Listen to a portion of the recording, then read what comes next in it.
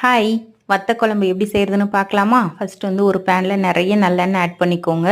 நல்லெண்ணெய் வந்து காஞ்சதும் ஒரு கப் அளவுக்கு வந்து சுண்டக்காய் வத்தலை ஒரு 2 மினிட்ஸ் ஃப்ரை பண்ணி எடுத்துக்கலாம்.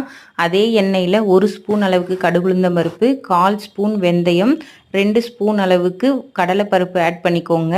கடலைப்பருப்பு பொரிஞ்சதும் 20 பல்லு பூண்டு, 100 கிராம் அளவுக்கு சின்ன வெங்காயம், கொஞ்சமாக கருவேப்பிலை, 2 பெரிய நல்ல பழுத்த தக்காளியாக ஆட் பண்ணிக்கோங்க.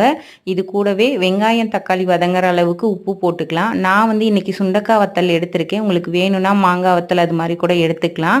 இப்போ வந்து ஒரு லெமன் சைஸ் அளவு புளியை கரைச்சிட்டு அது கூடவே வீட்டில் அரைச்ச குழம்பு மிளகா பொடி ஒரு 3 ஸ்பூன் அளவுக்கு ஆட் பண்ணி நல்லா கரைச்சிட்டு வெங்காயம் தக்காளி பேஸ்ட்டு கூட ஊற்றிக்கலாம்.